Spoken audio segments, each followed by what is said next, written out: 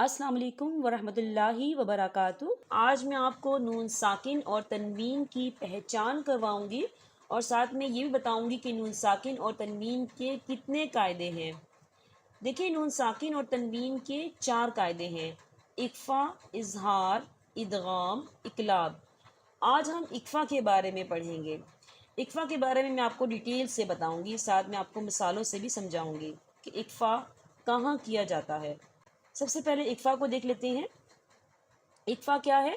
इक्फ़ा छुपाना, यानी आवाज़ का छुपाना। इक्फ़ा के अंदर आते हैं नून साकिन और तनवीन।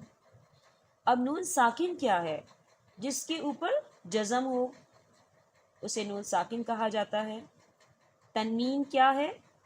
2 ज़बर, 2 ज़ेर, 2 पेश को तनवीन कहते हैं।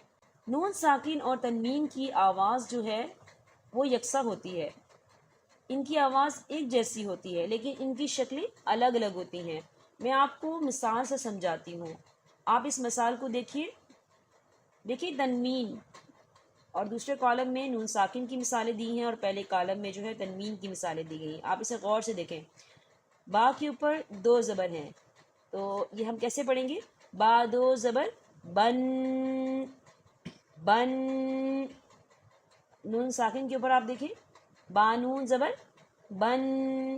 देखिए, इनकी आवाज़ें बिल्कुल सेम हैं लेकिन इनकी शक्लें डिफरेंट हैं। इसी तरह बादो ज़ेर बिन। नून साकिन में दरमियान में आप देखिए बानून ज़ेर बिन, इनकी आवाज़ें भी सेम हैं। इसी तरह बादो पेश बुन। आप नून साकिन के लास्ट में देखिए बानून पेश बुन। देखिए, इनकी आवाज़ें बिल्कुल सेम हैं लेकिन इनकी शक्लें डिफरेंट हैं। अब आप इक्फ़ा के कायदे को जान लीजिए। इक्फ़ा का कायदा क्या है?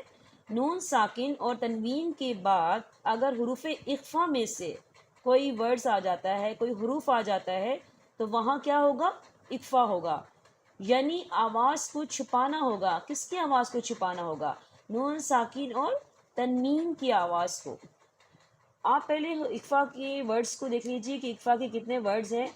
जब आपको इक्फ़ा के वर्ड्स मालूम होंगे तो आपको पता चल जाएगा कि हमें इक्फ़ा कहाँ करना है।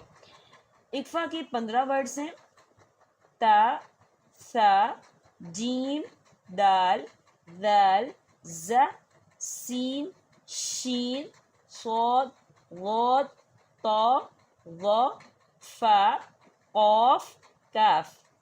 अगर नून साकिन और तनवीन के बाद यही 15 लेटर्स आ जाते हैं तो वहाँ क्या होगा? नून साकिन और तनवीन की आवाज़ को नाक में छुपाया जाएगा। अब नाक में कैसे छुपाया जाएगा, मैं आपको एग्जाम्पल से समझाती हूँ। पहले आप नून साकिन की मिसाल को देख लीजिए। वला हुम युनज़रून, युनज़रून, वला हुम युनज़रून। देखें, नून क्या है? साकिन है। इसके बाद जो ज़ आया है, तो के बाद जो ज़ आता है, देखें ये क्या है? ज़, ये हरूफ इक्फ़ा में से है। नून साकिन के बाद हरूफ इक्फ़ा में से वर्ड्स आया है तो यहाँ क्या होगा? इक्फ़ा होगा। हम क्या करेंगे? नून साकिन की आवाज़ को नाक में छुपाएंगे। अब नाक में कैसे छुपाया जाता है मैं आपको पढ़ के बताती हूँ। वला हुम युनज़रून, युनज़रून। और नून साकिन की आवाज़ को जब हम नाक में छुपाते हैं तो इसकी मिकदार कितनी होनी चाहिए? 2 से 3 सेकंड। अब आप तनवीन की मिसाल को देख लीजिए। जन्नातुन तजरी, जन्नातुन तजरी। यहाँ देखिए, ता के ऊपर क्या है? तनवीन है और तनवीन के बाद हरूफ इक्फ़ा का वर्ड आ रहा है ता, तो यहाँ क्या होगा? इक्फ़ा होगा। और इक्फ़ा में हम क्या करते हैं? तनवीन की आवाज़ को नाक में छुपाते हैं। कैसे? जन्नातुन तजरी, तुम तजरी। तो यहाँ गुन्ना होगा, ठीक है। और गुन्ने की मिकदार कितनी होती है? 2 से 3 सेकंड, इससे ज़्यादा नहीं होती। इदगाम किसे कहते हैं? इदगाम कहते हैं एक हर्फ का दूसरे हर्फ में मिल जाना, यानी एक हर्फ का दूसरे हर्फ में मदगम हो जाना, इसे इदगाम कहते हैं। नून साकिन किसे कहते हैं? जिस नून के ऊपर जज़म हो उसे नून साकिन कहते हैं। तनवीन किसे कहते हैं? دو زبر، دو زیر اور دو پیش کو تنوین کہتے ہیں۔ ادغام کا قاعدہ کیا ہے؟ اگر نون ساکن یا تنوین کے بعد حروف ادغام میں سے کوئی حرف آ جائے تو وہاں ادغام ہوگا اور تشدید ہونے کی وجہ سے زیادہ زور اگلے حرف پر دیا جائے گا اور اس کو غنے کے ساتھ ادا کیا جائے گا، اور غنے کی مقدار 2 سے 3 سیکنڈ ہونی چاہیے۔ اب حروف ادغام ہیں کیا؟ حروف ادغام 6 ہیں: یا، را، میم، لام، واو، نون۔ ان میں سے کچھ حروف جو ہیں غنے کے ساتھ ادا کیے جاتے ہیں اور کچھ بلا غنے کے۔ حروف ادغام کی اقسام کو دیکھیں پھر آپ کو سمجھ میں آئے گا۔ ادغام بلا غنہ، ادغام مع الغنہ۔ اب دیکھیں ادغام بلا غنہ میں لام اور را جو ہے یہ غنے کے بغیر ادا کیا جاتا ہے، اور ادغام مع الغنہ میں یا، میم، واو اور نون یہ جو ہیں غنے کے ساتھ ادا کیے جاتے ہیں۔ ٹھیک ہے، چلیے میں آپ کو مثال سے سمجھاتی ہوں۔ آپ اس کالم کو دیکھیں، یہاں سائڈ میں یا، میم، نون اور واو لکھا ہے۔ یہ حروف جو ہیں حروف ادغام میں سے ہیں، یہ حروف غنے کے ساتھ ادا کیے جاتے ہیں۔ آپ یا کی مثال کو دیکھیں، نون ساکن کے بعد یا آ رہا ہے اور یا کے اوپر تشدید ہے۔ ہم میم کو یا کے ساتھ ملائیں گے اور نون ساکن کو ہم یا کے اندر مدغم کریں گے۔ کیسے؟ میں یؤمنو، میں یؤمنو، یہاں غنہ ہوگا۔ غنہ جو ہے 2 سے 3 سیکنڈ کا ہوگا، اس سے زیادہ نہیں۔ ٹھیک ہے، اب آپ تنوین کی مثال کو دیکھیں۔ را کے اوپر تنوین ہے اور تنوین کے بعد یا آ رہا ہے، اور یا جو ہے حروف ادغام میں سے ہے، اس کے اوپر تشدید ہے۔ ہم تنوین کو یا کے ساتھ ملائیں گے اور تنوین کو یا کے اندر مدغم کریں گے۔ کیسے؟ خیرن یرا، خیرن یرا، یہاں بھی غنہ ہوگا۔ ٹھیک ہے، اب آپ میم کی مثال کو دیکھیں۔ یہاں نون ساکن ہے اور اس کے بعد میم آ رہا ہے۔ میم جو ہے حروف ادغام میں سے ہے اور میم کے اوپر تشدید ہے۔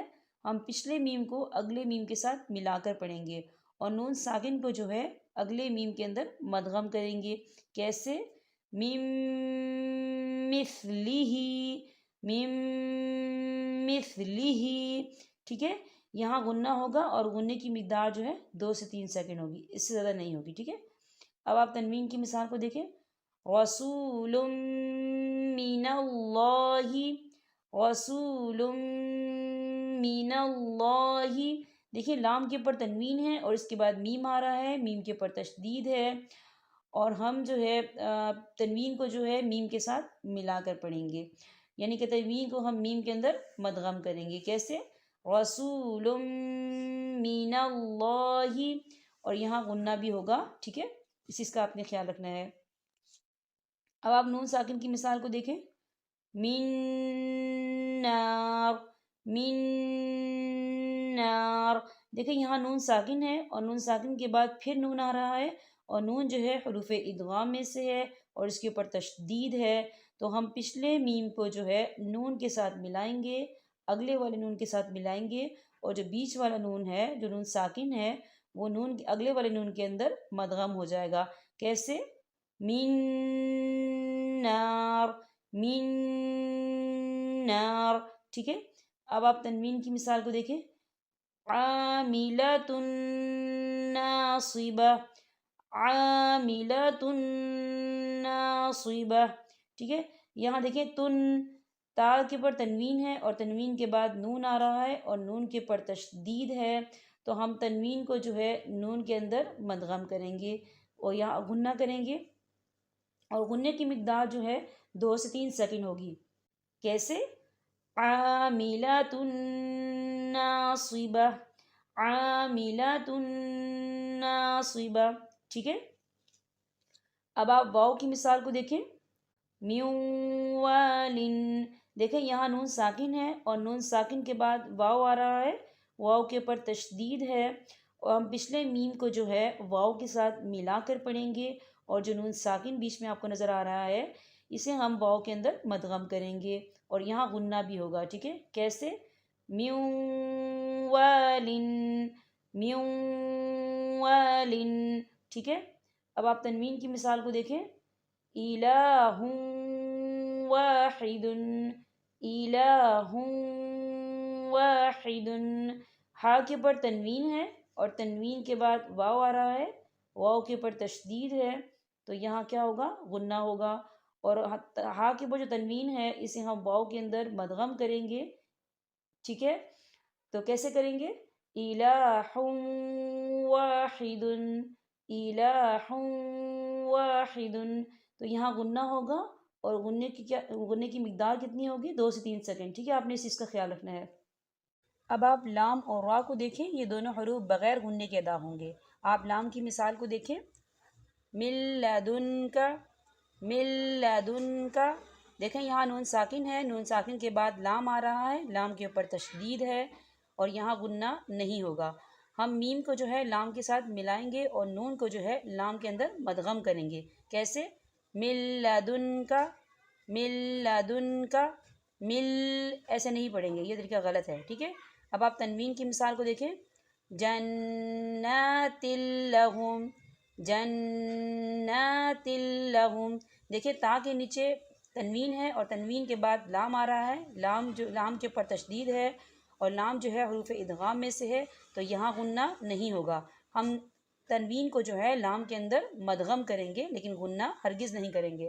اب آپ را کی مثال کو دیکھیں، مرحمہ، مرحمہ، دیکھیں یہاں نون ساکن ہے، نون ساکن کے بعد را آ رہا ہے، را کے اوپر تشدید ہے، اور را جو ہے حروف ادغام میں سے ہے، تو یہاں بھی غنہ نہیں ہوگا۔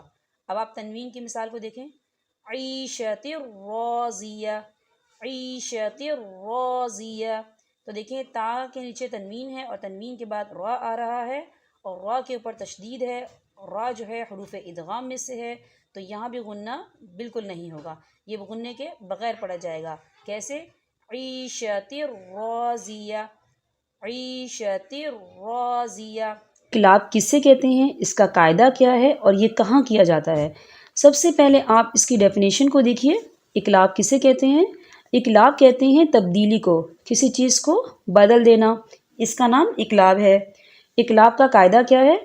جب نون ساکن اور تنوین کے بعد با آ جائے تو وہاں نون ساکن اور تنوین کے بدلے غنے کے ساتھ میم کا تلفظ ہوگا، یعنی میم کو پڑھا جائے گا۔ چلے میں آپ کو مثال سے سمجھاتی ہوں۔ پہلے آپ نون ساکن کی مثال کو دیکھیں، یہاں پر نون ساکن ہے، میم بعدی، میم بعدی، یہاں پر نون ساکن ہے اور اس کے بعد با آ رہا ہے، اور نون ساکن کے اوپر چھوٹا سا میم ہے، تو ہم نون ساکن کے بدلے میم کو پڑھیں گے، یعنی پچھلے میم کو ہم اس اگلے میم کے ساتھ ملا کر پڑھیں گے۔ کیسے؟ میم بعدی، میم بعدی، دیکھیں ہم نے نون ساکن کے بدلے میم کو پڑھا، ہم نے یہاں تبدیلی کی، تو اس تبدیلی کا نام اقلاب ہے، یہاں غنہ بھی ہوگا، اور یاد رہے غنے کی مقدار 2 سے 3 سیکنڈ ہونی چاہیے۔ کیسے؟ میم بعدی، میم بعدی۔ اب آپ اگلی مثال کو دیکھیں، لَيُنبَذَنَّ، لَيُنبَذَنَّ، یہاں دیکھیں نون ساکن ہے، نون ساکن کے بعد با آ رہا ہے اور نون ساکن کے اوپر چھوٹا سا میم ہے، تو ہم کیا کریں گے؟ یا کو جو ہے میم کے ساتھ ملا کر پڑھیں گے، نون ساکن کو بالکل نہیں پڑھیں گے۔ کیسے؟ لَيُنبَذَنَّ، لَيُنبَذَنَّ، تو ہم یہاں غنہ کریں گے اور غنے کی مقدار 2 سے 3 سیکنڈ ہوگی، ٹھیک ہے؟ اب آپ تنوین کی مثال کو دیکھیں، دیکھیں میم کے اوپر تنوین ہے اور اس کے بعد با آ گیا ہے، اگر نون ساکن اور تنوین کے بعد اگر حرف با آ جائے تو وہاں کیا ہوتا ہے؟ اقلاب ہوتا ہے، یعنی تبدیلی ہوتی ہے، ہم تنوین کے بجائے میم کو پڑھیں گے، یعنی پچھلے میم کو ہم اگلے میم کے ساتھ ملا کر پڑھیں گے۔ کیسے؟ صم بکم، صم بکم، کیسے؟ مم، تھوڑا سا غنہ کریں گے اور غنے کی مقدار 2 سے 3 سیکنڈ ہوگی۔ کیسے؟ صم بکم، ٹھیک ہے؟ اب آپ اگلی مثال کو دیکھیں، کرام بررہ، کرام بررہ، یہاں دیکھیں میم کے نیچے تنوین ہے اور تنوین کے بعد با آ رہا ہے، تو ہم یہاں تنوین کو نہیں پڑھیں گے، ہم پچھلے میم کو جو ہے اگلے میم کے ساتھ ملا کر پڑھیں گے۔ کیسے؟ کرام بررہ، کرام بررا، یہاں بھی غنہ ہوگا اور غنے کی مقدار 2 سے 3 سیکنڈ ہوگی۔ اظہار کسے کہتے ہیں اور اظہار کہاں کیا جاتا ہے اور اظہار کا قاعدہ کیا ہے؟ اظہار ظاہر کی جمع ہے اور اظہار کہتے ہیں کسی چیز کو ظاہر کرنا۔ نون ساکن کسے کہتے ہیں؟ جس نون پر جزم ہو اسے نون ساکن کہتے ہیں۔ تنوین کسے کہتے ہیں؟ 2 زبر، 2 زیر اور 2 پیش کو تنوین کہا جاتا ہے۔ اظہار کا قاعدہ: اگر نون ساکن اور تنوین کے بعد حروف ہلکی میں سے کوئی حروف آ جائے تو اسے بغیر غنے کے پڑھیں گے۔ حروف ہلکی کیا ہیں؟ حروف ہلکی 6 ہیں: حمزہ ہا، عین ہا، غین خا۔ اگر نون ساکن اور تنوین کے بعد یہ ورڈز آتے ہیں تو آپ وہاں پہ کیا کریں گے؟ نون ساکن اور تنوین پر اظہار کریں گے، غنہ بالکل نہیں کریں گے۔ میں آپ کو مثال سے سمجھاتی ہوں۔ پہلے آپ حمزہ کی مثال کو دیکھیں۔ من اجل ذالک، من اجل ذالک، نون کیا ہے؟ ساکن ہے، اور نون ساکن کے بعد جو ہے حروف ہلکی کا ورڈ آ رہا ہے۔ کون سا ورڈ آ رہا ہے؟ حمزہ آ رہا ہے، تو یہاں غنہ نہیں ہوگا، صرف نون ساکن کی آواز کو ظاہر کیا جائے گا لیکن غنہ نہیں کیا جائے گا۔ اب آپ تنوین کی مثال کو دیکھیں۔ کتاب انزلناہ، کتاب انزلناہ، یہاں پر با کے پر کیا ہے؟ تنوین ہے، اور تنوین کے بعد حمزہ آ رہا ہے، تو یہاں تنوین کی آواز کو صرف ظاہر کیا جائے گا، غنہ نہیں کیا جائے گا۔ اب آپ ہا کی مثال کو دیکھیں۔ وَيَنْهَوْنَ، وَيَنْهَوْنَ، دیکھیں نون کے پر ساکن ہے اور نون ساکن کے بعد ہا آ رہا ہے۔ ہا جو ہے حروف ہلکی میں سے ہے، تو یہاں پر بھی غنہ نہیں ہوگا، صرف ہم نون ساکن کی آواز کو ظاہر کریں گے۔ کیسے؟ وَيَنْهَوْنَ، وَيَنْ، وَيَنْ، ایسے نہیں پڑھیں گے، ہم غنہ نہیں کریں گے ورنہ یہ طریقہ غلط ہو جائے گا۔ اب تنوین کی مثال کو دیکھیں۔ قوم ہاد، قوم ہاد، اب میم کے نیچے کیا ہے؟ تنوین ہے، اور تنوین کے بعد ہا آ رہا ہے۔ ہا جو ہے یہ حروف ہلکی میں سے ہے، تو یہاں پر غنہ نہیں ہوگا، ہم کیسے پڑھیں گے؟ قوم ہاد، ٹھیک ہے۔ اب عین کی مثال کو دیکھیں۔ من عمل، من عمل، یہاں نون ساکن ہے اور نون ساکن کے بعد عین آ رہا ہے۔ عین جو ہے یہ حروف ہلکی میں سے ہے، تو یہاں نون ساکن پر جو ہے نون ساکن کو صرف ہم ظاہر کریں گے، غنہ نہیں کریں گے۔ اب آپ تنوین کی مثال کو دیکھیں۔ سلام علیکم، سلام علیکم، میم کے پر کیا ہے؟ تنوین ہے، اور تنوین کے بعد جو ہے حروف ہلکی کا ورڈز آ رہا ہے۔ یہ کون سا ورڈز ہے؟ عین ہے، یہ حروف ہلکی کا ورڈ ہے، تو یہاں پر غنہ جو ہے نہیں ہوگا، صرف ہم تنوین کی آواز کو ظاہر کریں گے۔ اب ہا کی مثال کو دیکھیں۔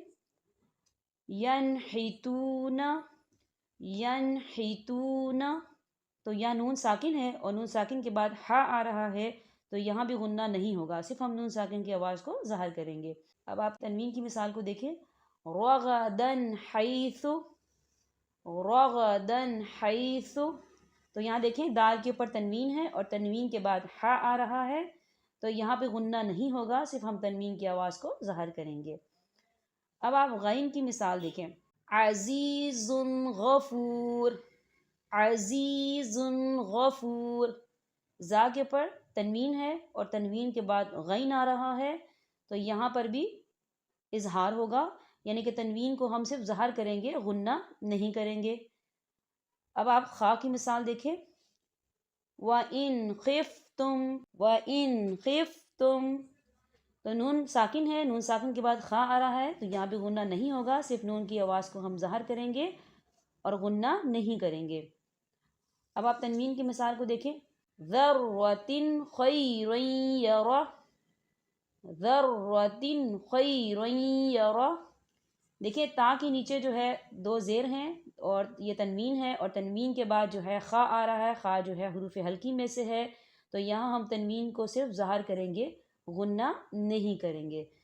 آپ نے نون ساکن اور تنوین کے بعد حروف ہلکی کے جو بھی ورڈز آ رہے ہیں، آپ نے اسے قرآن پاک میں انڈر لائن کر لینے ہیں، اس کی زیادہ سے زیادہ پریکٹس کرنی ہے۔